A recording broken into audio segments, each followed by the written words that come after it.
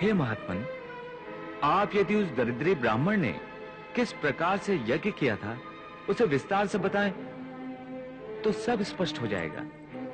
कुरुक्षेत्र की पावन भूमि में कापोती नाम का एक वृद्ध ब्राह्मण अपनी पत्नी, पुत्र और बहू के साथ निवास करता था।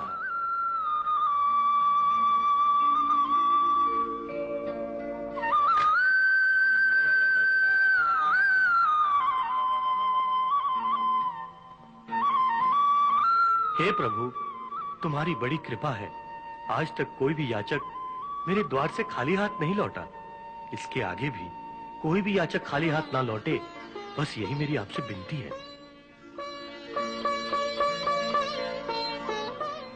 हर समय कहां एक समान रहता है। निरंतर बदलाव का ही दूसरा नाम समय है।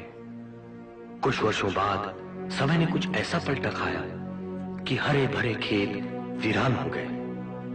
न जानवर के लिए घास फूस बचा, न मनुष्य की पेट की आग बुझाने के लिए अनाज ही रहा। ऐसा सूखा पड़ा कि हर ओर भुखमरी ही भुखमरी थी। कापोती के घर में भी अनाज का एक दाना नहीं था।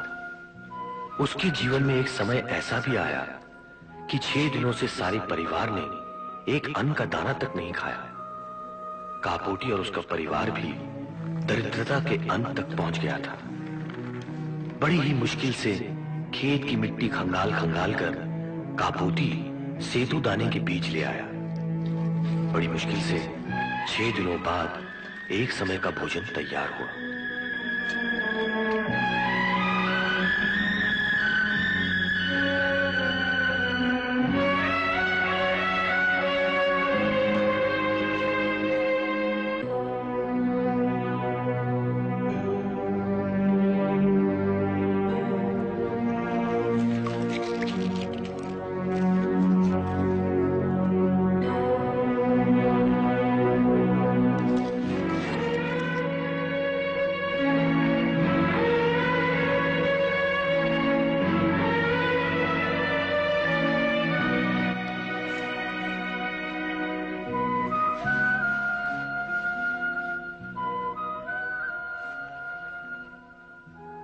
हे धर्मात्मा, अन्नदाता के नाम पर एक भूखे दरिद्र ब्राह्मण को भोजन खिलाओ।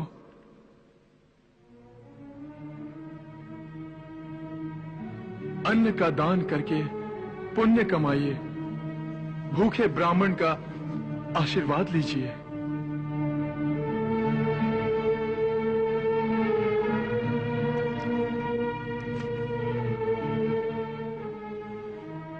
क्या आज एक दानवीर के द्वार से भी एक भूखे गरीब ब्राह्मण को खाली हाथ और खाली पेट लौटना पड़ेगा?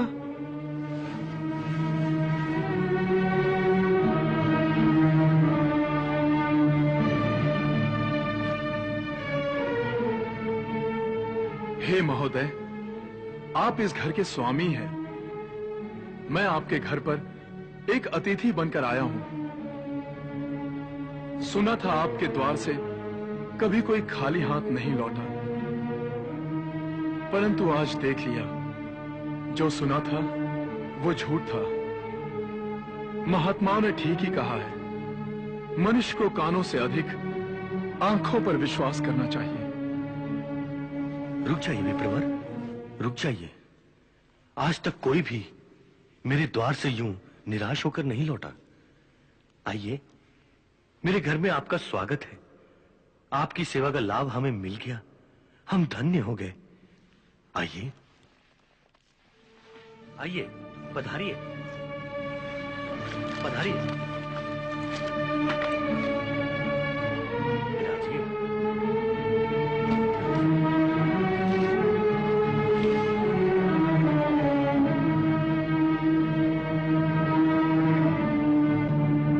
विराजिए विप्रवर, बैठिए।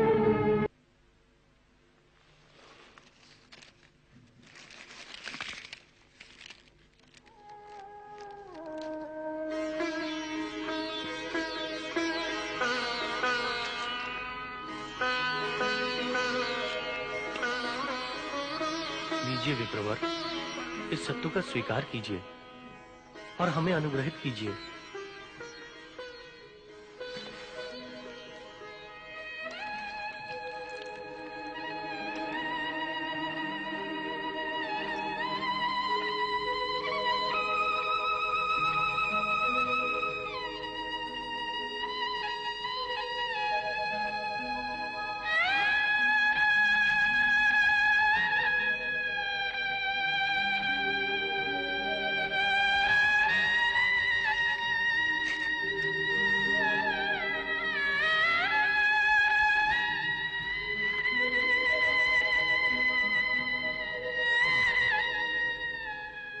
इससे तो मेरा पेट नहीं भरा महोदय।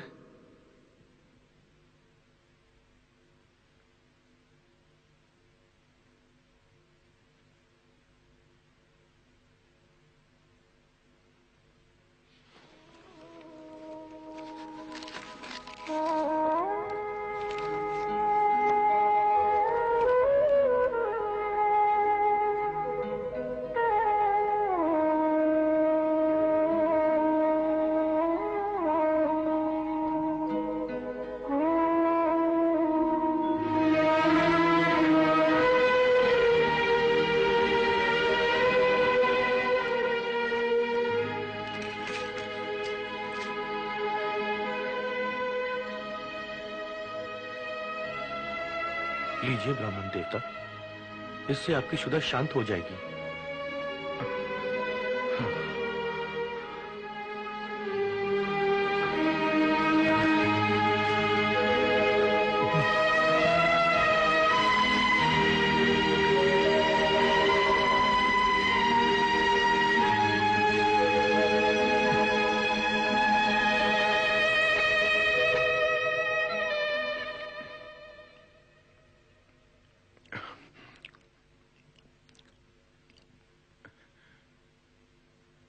बहुत दिनों से कुछ खाया नहीं ना, सूखा जो पड़ा है।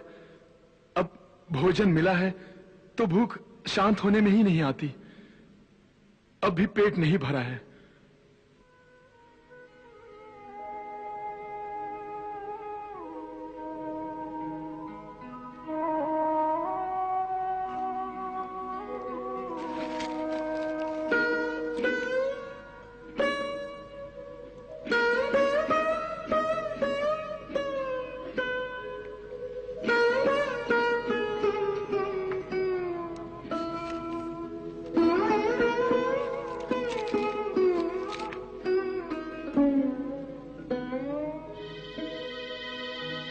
लीजिए अतिथि देवता, कृपया आप रुष्ट मत होइए।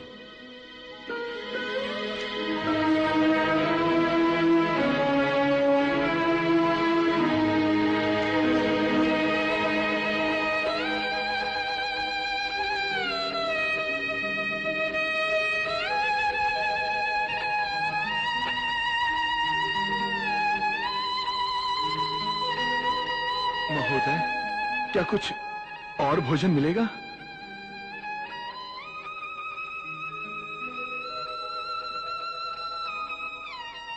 ऐसा लगता है मुझे भूखा ही उठना पड़ेगा।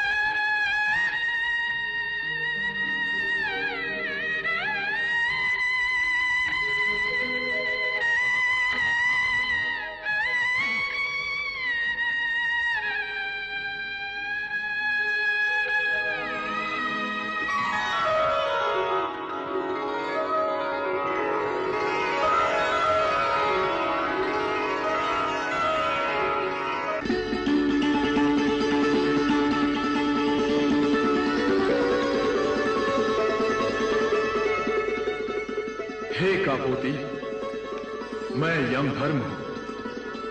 तुमने और तुम्हारे परिवार ने न्याय, धर्म और अपनी क्षमता से बढ़कर अन्नदान किया है। यहां तक कि तुमने अपने अतिथि धर्म का पालन करने के लिए अपने प्राणों तक की भी चिंता नहीं की। तुम्हारा यह दान यज्ञ ही है जिससे मैं संतुष्ट हूं। हे द्विश्रेष्ठ, तुम्हारे अतिथि धर्म का गुणगान तो देवता भी करते हैं, इसलिए मैं इस सूखे में तुम्हारी परीक्षा लेने आया था। हे विप्रवर, भूख के कारण मनुष्य अपना विवेक खो बैठता है, उसकी बुद्धि भ्रष्ट हो जाती है और ऐसे में धर्म मार्ग से वो भ्रष्ट हो जाता है। परंतु तुमने अपने धर्म का पालन करके संसार के सामने एक महान उदाहरण रखा है। तुम महान हो। हे द्विश्रेष्ठ, तुम्हारी महानता इतनी है कि तुम्हें और तुम्हारे परिवार को सदैव ब्रह्मलोक ले जाने ब्रह्मलोक से दिव्य विमान आ रहा है।